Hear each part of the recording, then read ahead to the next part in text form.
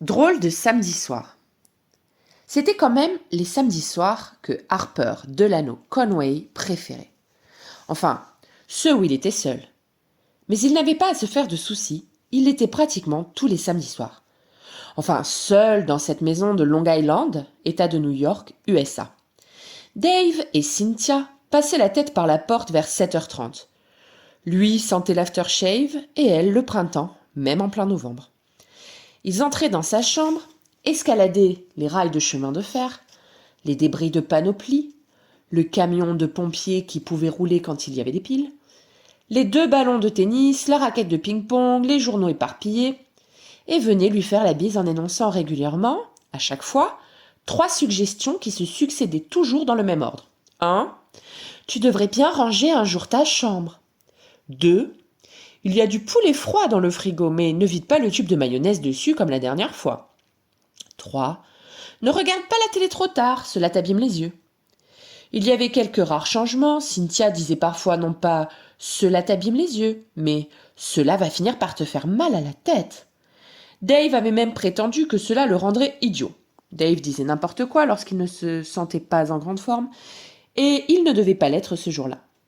2 raisons pour lesquelles Dave pouvait ne pas se sentir en forme. C'était soit que l'un des flics de l'avenue lui ait collé une amende pour stationnement interdit, soit que son équipe favorite de football ait pris une dérouillée. Il était arrivé parfois que l'équipe prenne la dérouillée et que Dave ait aussi une amende. À ce moment-là, il valait mieux se mettre du coton dans les oreilles, se retourner contre le mur et attendre que la terre cesse de remuer. En général, Harper Delano Conway ne répondait rien. Il déposait un baiser sur la joue gauche de sa maman Cynthia, un autre sur la droite de son papa Dave, et lançait toujours sa formule « Salut, et ne faites pas les fous !» Dave et Cynthia retraversaient la pièce en sens inverse, tentaient d'éviter les obstacles et disparaissaient. Harper Delano entendait leurs pas s'éloigner dans le hall, puis c'était le grondement du moteur de la Studebaker dans le garage. Il se levait alors, allait à la fenêtre pour les regarder partir. Il pensait à chaque fois que c'était ridicule d'avoir une si grande voiture pour 2 personnes seulement, mais ni Dave ni Cynthia n'avaient eu l'air de comprendre lorsqu'il leur avait expliqué qu'une plus petite ferait aussi bien l'affaire. Ce samedi soir-là, comme les autres samedis soirs, Harper s'étira, solitaire dans la maison, et commença les préparatifs en vue de la soirée. Il prit sous son bras gauche une dizaine d'illustrés, quitta sa chambre, descendit à la cuisine, sortit l'assiette de poulet et pressa presque entièrement le tube géant de mayonnaise par-dessus. Harp adorait la mayonnaise. Il était incapable de résister, et la simple vue de cette belle couleur jaune le faisait saliver. Quand le poulet eut disparu sous la crème dorée, il alla se verser un grand verre de lait et grimpa sur une chaise pour dénicher au-dessus de l'armoire un paquet de cornflakes au miel. Encore un truc à saliver. Il regarda la pendule électrique de la cuisine et constata qu'il était 8h24. Il n'y avait pas de temps à perdre et il accéléra les préparatifs. À 8h29, tout était terminé. Harp se trouvait assis sur 2 coussins dans le living de la famille Conway devant le poste de télé, avec autour de lui des journaux à feuilleter pendant les publicités, le poulet mayonnaise, les cornflakes, un verre de lait, un paquet de chewing-gum à la fraise et au citron, un crayon et du papier pour participer aux divers jeux. Un chien Goofy en peluche bleue et verte qui ne le quittait pas depuis qu'il lui avait été offert pour ses 3 ans, et Harp Delano en avait 10. Et enfin, pour couronner le tout, un paquet de cigarettes Gibson qu'il avait pris dans la poche de la veste de Dave. Harp n'était pas un gros fumeur. Il avait un peu peur d'avoir mal au cœur au bout de 3 ou 4 bouffées, et éteignait à ce moment-là. Comme ça, la même cigarette pouvait lui durer 1 mois et demi, étant donné qu'il ne fumait que le samedi, lorsqu'il était sûr de ne pas être dérangé. Il avait tenté de calculer combien de temps le paquet durerait, et le fait de savoir qu'il en avait pour plus de 2 ans l'avait réconforté. En tout cas, c'était drôlement agréable, après les cornflakes, de s'allumer la petite cibiche de la semaine. C'était peut-être le moment qu'il préférait, celui où il craquait l'allumette et où le tabac crépitait un peu au bout. Là, il se sentait devenir un homme, comme dans les séries policières qu'il aimait par-dessus tout. Sur l'écran, apparurent des visages et Harpe s'installa avec un soupir de satisfaction. L'émission commençait. Il prit un morceau de poulet enrobé de mayonnaise et commença à manger, les yeux braqués sur le poste. C'était l'émission qu'il préférait. Il y avait des extraits de films marrants. Harpe se demandait parfois s'il n'aimait pas mieux les extraits de films que les films tout entiers. Un film entier, c'était parfois un peu long, alors que les extraits, on n'avait pas le temps de s'ennuyer. Et puis, évidemment, il présentait les meilleurs passages, pour que les gens aient envie de voir le reste. Même un enfant de 10 ans aurait compris ça. Il alluma sa cigarette. C'était l'idéal, juste au moment où ils allaient passer un sketch de Jerry Lewis. Il plaça le bout-filtre au milieu de sa bouche, avança les lèvres comme s'il embrassait Cynthia et s'apprêta à téter la première bouffée. C'est alors que l'on sonna à la porte. Harpe fronça les sourcils. Cela n'était jamais arrivé. Jamais. Qui pouvait venir à cette heure-ci? Dave aurait-il oublié quelque chose, non? Et dans ce cas-là, il aurait entendu le moteur de la voiture. Lewis apparut sur l'écran, fit une grimace et ouvrit la bouche. Harpe n'entendit pas ce qu'il disait, parce que, au même instant, la sonnerie retentit pour la deuxième fois. On s'impatientait. Les Conway ne fréquentaient pas les voisins et personne ne venait jamais. La maison était isolée, presque en pleine campagne, à l'ouest de Long Island, État de New York, USA. Harpe n'aurait pas su dire pourquoi, mais il eut peur soudain. Le visiteur avait une façon vraiment brutale de sonner. Jamais Dave ni Cynthia ne s'y prenaient ainsi lorsqu'ils avaient oublié leurs clés. Harpe savait que l'on voyait la lumière de la rue. Inutile donc d'essayer de faire croire que la maison était vide. Celui qui sonnait avait compris qu'il y avait quelqu'un. Harpe se leva et se tint quelques secondes immobile au milieu des journaux, sa cigarette toujours à la main. Il écouta. Dans le poste, les rires fusaient devant les grimaces de Lewis. Un instant, Harpe espéra que le visiteur était parti, mais la troisième sonnerie retentit, plus stridente que les deux autres. Le chien bleu et vert semblait fixer le battant de la porte. Harpe soupira et traversa la pièce en direction de l'entrée. Il pensa qu'il n'était pas très rassuré, mais qu'il ne pouvait pas passer la soirée à faire attendre quelqu'un. Après tout, c'était peut-être un copain de Dave, un collègue de bureau. Harpe posa les doigts sur le bouton de la porte, la tourna et ouvrit. L'homme attendait. Il parut gigantesque à Harpe. Mais cela devait être un effet de la lune. On voyait mal où s'arrêtait le sommet de sa tête sur le fond sombre des arbres. L'étranger avança d'un pas et se trouva aussitôt dans l'entrée. Harpe put le voir mieux. Il était certain de ne jamais l'avoir rencontré. C'était en fait un homme de taille moyenne, dans les 40 ans. Ses biceps roulaient sous le pull-over. Il portait une casquette à visière, des baskets démodées et un jean trop large. Il avait une musette sur le côté. Harpe nota que la bandoulière de toile était nouée comme une ficelle. En plus, ce type ne devait pas s'être rasé depuis 3 jours. « Tu es seul, petit ?» Harpe ouvrit la bouche pour répondre « Oui », et il fut presque étonné de s'entendre dire « Non, mes parents sont en haut ». L'homme bougea la tête à cet instant et de ce fait, Harpe ne put voir son expression. Il s'était décidé d'un coup à mentir parce que ce personnage lui semblait bizarre. Cette musette, cette arrivée tardive, cette mâchoire bleue. « Je peux monter ?»« Sûr ?» fit Harpe. Ils montèrent, l'enfant ouvrant le chemin. Arrivé sur le palier, Harpe sourit et montra sa chambre. « C'est par là. » L'homme grogna, fit 2 pas, se prit les pieds dans la locomotive du train électrique, se rattrapa de justesse contre le mur, et lorsqu'il eut repris son équilibre, il entendit derrière lui un double tour de clé. Il se retourna, contempla une longue minute la porte close et dit avec beaucoup de grossièreté « Merde !» Il souleva la visière de sa casquette, se gratta le front et alla examiner la serrure. Il tâta le bois de la porte, donna un coup de pied dedans, constata qu'elle était épaisse et se dirigea pensivement vers la fenêtre. Il l'ouvrit et regarda. C'était haut. Un sportif pouvait s'en tirer avec une foulure, mais lui n'était plus sportif depuis longtemps, et il risquait de se faire très mal. Il continua à se gratter la tête pensivement lorsque brusquement il sourit. Sur une étagère, au pied du lit de Harper Delano Conway, il avait aperçu le téléphone. Harp emplit de cornflakes le creux de sa main et se mit à mâcher avec jubilation. Il avait bien opéré, un cambrioleur sous les verrous. Pas très malin le cambrioleur d'ailleurs. Il s'était drôlement fait avoir. Quand Dave et Cynthia rentreraient, ils appelleraient la police et le tour serait joué.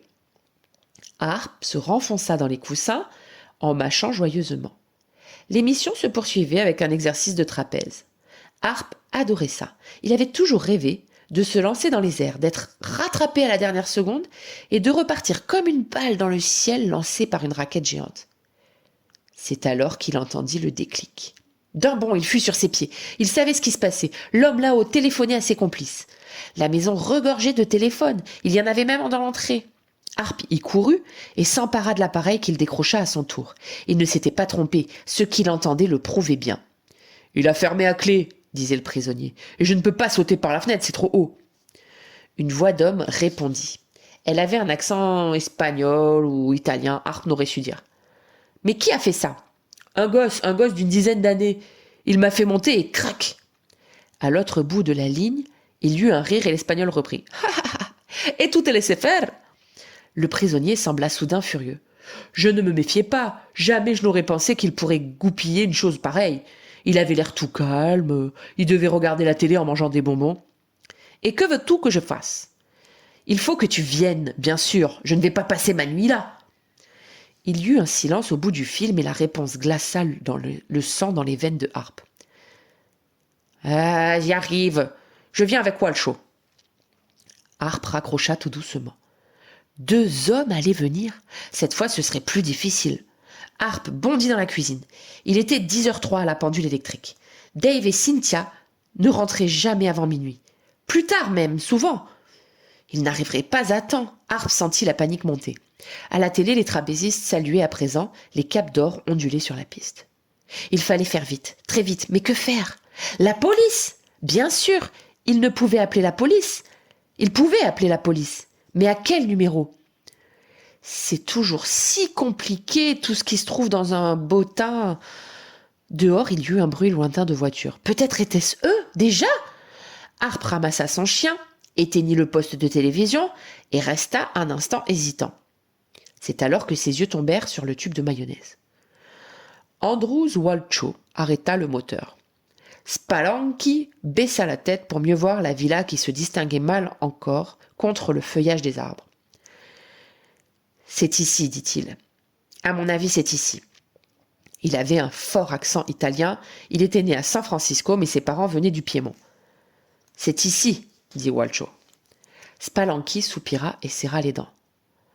« Arrête de répéter ce que j'ai dit. T'as compris ?»« Compris, dit Walshaw. Spallanky grogna et inspecta de nouveau les alentours. « C'est bizarre. Il n'y a pas une lumière, murmura-t-il. « Il n'y a pas une lumière, dit Walshaw. Ils restèrent un long moment immobiles. L'intérieur de la voiture sentait le tabac froid et l'huile chaude. « Je me demande où peut bien se trouver cet idiot, remurmura Spallanky. « Je me demande où est cet idiot, dit Walshaw. Spallanky regarda le profil de son voisin qui se découpait sur la vitre. « Je t'ai vu au zoo, cracha-t-il. « Je suis sûr que je t'ai vu au zoo, du côté des gorilles. » Walshaw se tourna étonné. « C'est drôle, dit-il. Moi, je ne t'ai pas vu. Pourquoi tu ne m'as pas fait signe ?» Spallanky pensa que, s'il ne voulait pas devenir fou furieux, il valait mieux qu'il se retrouve. « Va dans la villa chercher Wilbur, dit-il. Je t'attends ici. » Walshaw sortit avec peine. Il pesait 127 kilos, 243 grammes. Il avait acheté une balance de pharmacien et se pesait régulièrement chaque matin, car qui bien se pèse, bien se connaît. Et ainsi, Walshaw se connaissait tous les matins. Il fit 3 pas en direction de la villa et revint vers Spallanky. « Et si la porte est fermée ?» chuchota-t-il. Fais ce que tu veux, hurla Spallanky. L'essentiel est que tu délivres Wilbur. On va quand même pas la laisser là-haut. On ne va pas le laisser là-haut, dit Walshaw. Il repartit dans la nuit obscure. Pas une lumière. Il semblait que la maison fût déserte. À tâtons, les doigts épais de Walshaw effleurèrent le mur, rencontrèrent le bois de la porte, glissèrent encore, et son gros index enfonça le bouton de la sonnette. Pas un bruit. La sonnette est cassée, pensa Walshaw. Il redescendit vers la voiture où se trouvait Spallanky. Il marchait plus vite cette fois, ses yeux commençaient à s'habituer à l'obscurité. Spallanky se pencha par la portière lorsque la masse imposante de son compagnon se dressa à quelques pas de lui. « La sonnette est cassée, » dit Walshaw. Les poings de Spallanky se serrèrent et il sentit ses oreilles lui brûler. « Débrouille-toi » cracha-t-il entre ses dents. « Il faut délivrer Wilbur !» Déjà Walshaw repartait. « Il faut délivrer Wilbur !» dit-il à mi-voix. De nouveau, il se retrouva devant la porte. À présent, il la distinguait tout à fait bien. Il plia l'index et frappa timidement. Spallanky ne le perdait pas de vue. Il sursauta lorsqu'il vit le gorille revenir vers lui. Walshaw passa sa tête sphérique à travers la portière et souffla. « La porte est ouverte !» Spallanky eut du mal à s'empêcher de pleurer. Il alluma 2 cigarettes d'un coup et parvint à se maîtriser. « Alors, entre !» râla-t-il. Walshaw rejeta la tête en arrière. « D'accord, dit-il. J'entre !» Une nouvelle fois, Walshaw repartit vers la villa. Il poussa la porte doucement et fit un pas à l'intérieur. Tout était noir. Une panne d'électricité sans doute ? Et pas la moindre allumette sur lui. Il pensa retourner vers Spallanky pour lui demander sa boîte, mais eut peur d'être mal reçu. Il ne comprenait pas pourquoi, mais Spallanky se mettait toujours en colère contre lui. C'est comme lorsqu'il l'avait vu au zoo, pourquoi ne pas lui avoir fait signe ? Ce n'était pas un véritable ami. Les bras tendus devant lui en aveugle, Walshaw avança. Sa main gauche rencontra un objet rond en même temps que son pied heurtait une marche. « Un escalier !» pensa Walshaw. L'objet rond était une boule, et comme elle se trouvait au pied d'un escalier, c'était donc une boule d'escalier. « Wilbur !» chuchota Walshaw. Silence. Le géant tout sauta et appela un peu plus fort. « Wilbur !» Cette fois, il entendit quelque chose. On remuait au-dessus de sa tête et brusquement, la voix de Wilbur s'insinua, étouffée par l'épaisseur d'une porte. « C'est toi, Walshaw ! Dépêche-toi, je suis au premier !» Walshaw sourit de satisfaction dans le noir et commença à grimper. À l'autre bout de la pièce, sous le divan, Harper Delano Conway se mit à compter les marches. Son cœur frappait aussi fort que les semelles d'Andrews Walshaw. Il ferma les yeux et adressa une prière fervente au Superman céleste. C'était la 14e qui comptait. Il fallait attendre la 14e marche. Dans quelques secondes, ce gros bonhomme l'aurait atteinte. 8, 9, 10, 11... Walshaw s'arrêta. « Tu es au premier ?» chuchota-t-il. « Oui, répondit Wilbur. Je viens de te le dire. Ne répète pas toujours tout. Dépêche-toi, ce gosse a dû laisser la clé sur la porte. La clé sur la porte, dit Walshaw.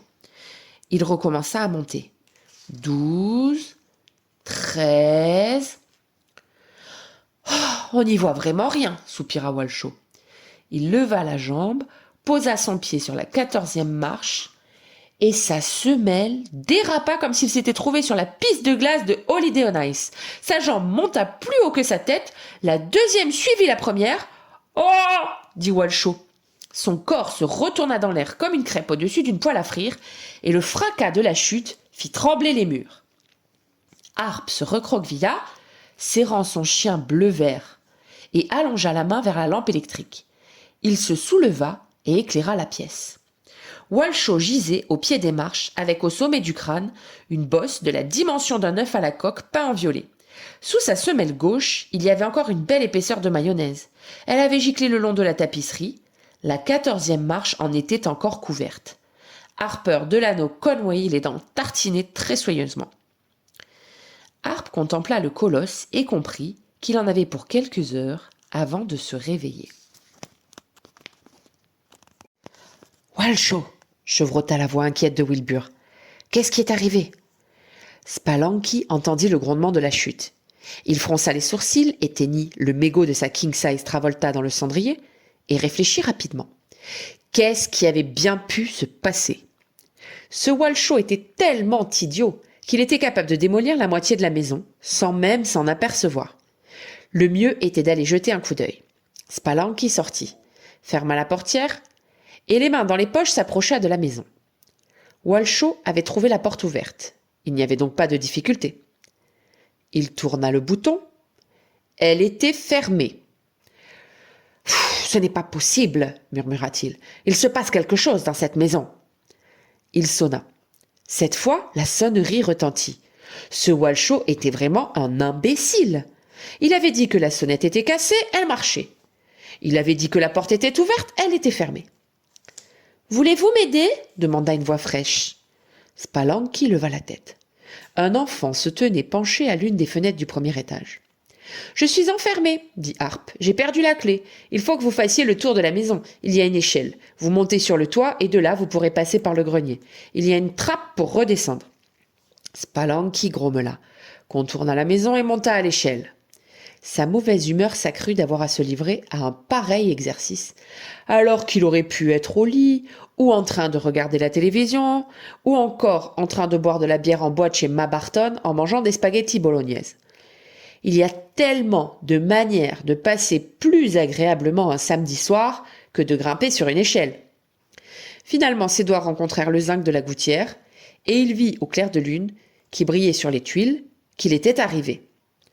Une chance, le toit était presque plat, comme une terrasse. Il avança cependant avec précaution, cherchant la trappe. Il fit le tour de la cheminée, marcha vers le coin droit, longea le grand côté, atteignit le coin gauche, prit le petit côté, le suivit, revint au centre et constata qu'il n'y avait pas de trappe. Le gosse avait dû se tromper. Il ne restait plus qu'à redescendre. Spallanky prononça 4 jurons piémontais à la file et rejoignit l'endroit où se trouvait l'échelle. Elle n'y était plus. D'en haut, il vit la petite silhouette de Harper Delano Conway qui était en train de la coucher dans l'herbe. Spallanky s'assit au bord de la gouttière, les pieds dans le vide, et commença à contempler rêveusement les étoiles. Il se promit également de brûler un cierge à l'église la plus proche si quelqu'un trouvait le moyen de le faire redescendre avant l'arrivée des premiers froids. D'en bas, Harp contempla la forme immobile de Spallanky et s'offrit un nouveau chewing-gum à la fraise.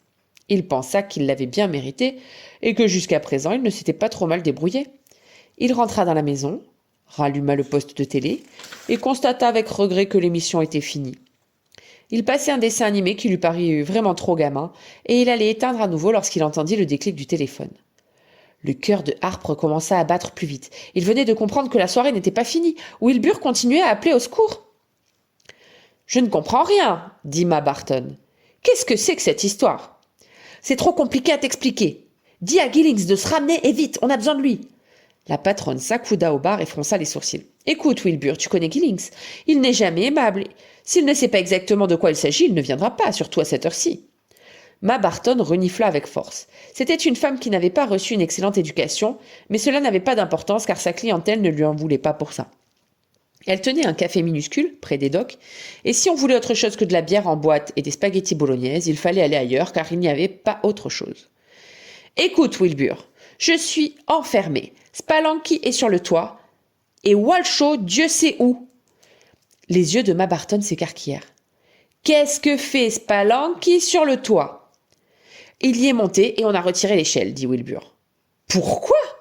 La voix de Wilbur monta en flèche comme chaque fois qu'il commençait à s'énerver. « J'en ai assez, dit-il. Je ne vais pas moisir ici toute la nuit. Envoie Gillings ou ça va mal aller. » Ma Barton écarta l'écouteur de son oreille. « D'accord, dit-elle. D'accord.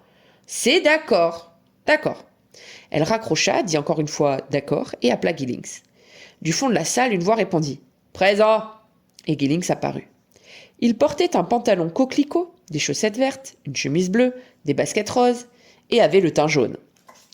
Il avait une vingtaine d'années et depuis 6 mois essayait chaque matin de se coiffer comme John Travolta. Il n'y parvenait pas, mais se consolait en pensant que de toute façon cela ne changeait pas grand-chose.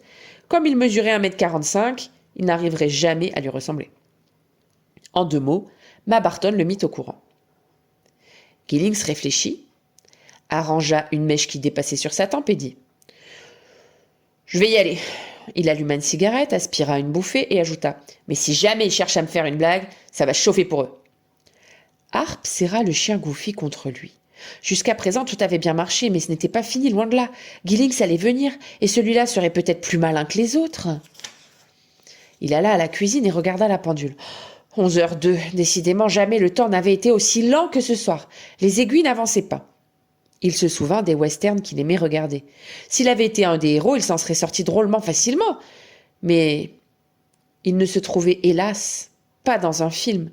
Personne ne crierait « Coupez !» lorsque Giddings se jetterait sur lui. Harp frissonna et se mit à réfléchir à toute vitesse. Soudain, il se leva, le chien à 2 couleurs sous le bras, contourna le corps de Walshaw, qui souriait toujours en dormant, et pénétra dans le garage. Contre le mur, il y avait l'établi.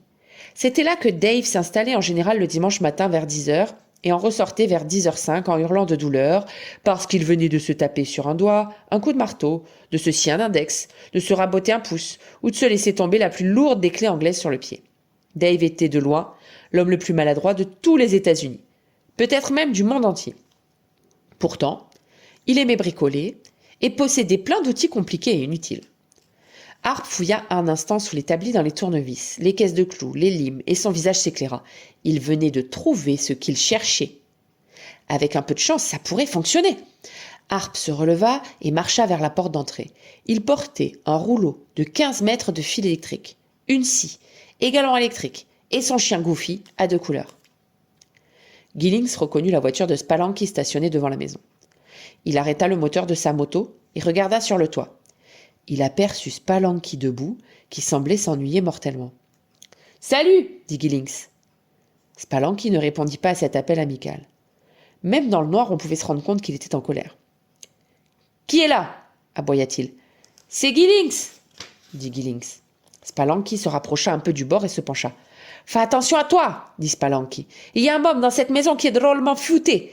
Il va essayer de t'avoir. » Giddings se mit à rire. « C'est un môme qui t'a collé là-haut ?»« Exactement. Il a enfermé Wilbur et Dieu sait ce qu'il a fait de Walshaw. » Giddings se mit à rire si fort que ses yeux s'emplirent de larmes. « C'est la meilleure, dit-il. Oh, la meilleure de l'année. » Spallanky chercha quelque chose à lancer mais ne trouva rien. « Ne te fais pas avoir, gros malin. Et d'abord cherche l'échelle pour que je descende. Elle doit être dans le jardin. » Giddings regarda autour de lui et s'approcha des fourrés. Il vit l'échelle contre un massif de Troène. Il la souleva, traversa le jardin et la posa contre le mur de la maison. Elle n'arrivait pas à la hauteur du premier étage. « Trop court, dit Giddings. D'en haut, Spallanky avait tout vu. « Il l'a scié, gémit-il. Il m'a bien semblé entendre tout à l'heure un bruit de moteur.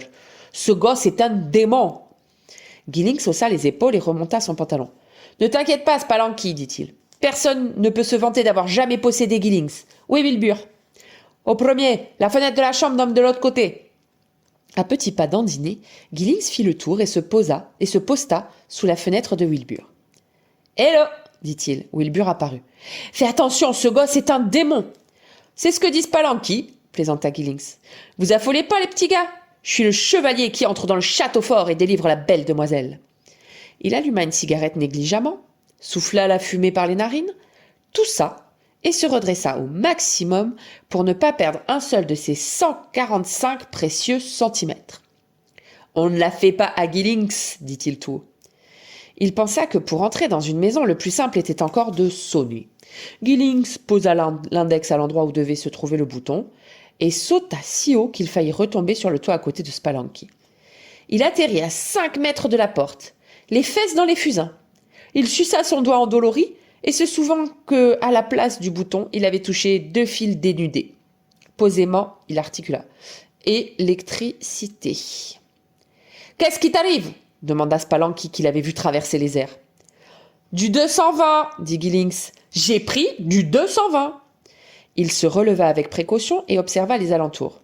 Ce n'était pas si simple que cela en avait eu l'air. entrer par les fenêtres pouvait être dangereux. Ce gamin, s'il était capable de transformer une sonnette en chaise électrique, devait également avoir mis des pièges derrière chaque fenêtre.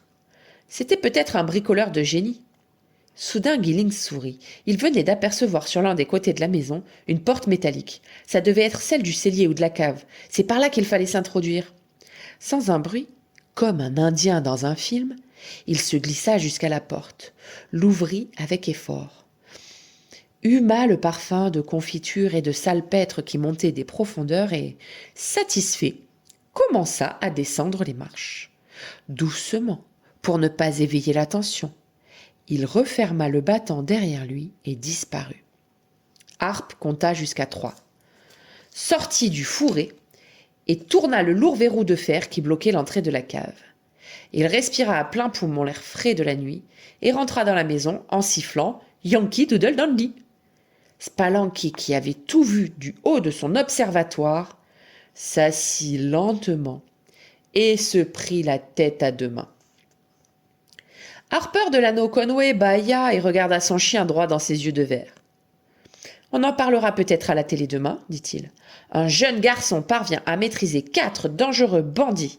Il en enferme un dans la cave, l'autre dans sa chambre, bloque le 3e sur le toit et assomme le plus gros.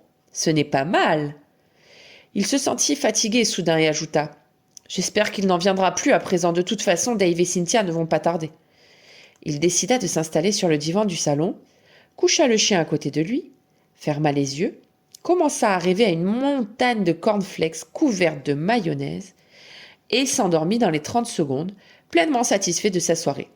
Il eut même, avant de sombrer, l'impression qu'il s'était mieux amusé que d'habitude. Il en conclut que la vie pouvait être aussi drôle que la télévision, ce qui lui fit plaisir. Il ne savait pas pourquoi.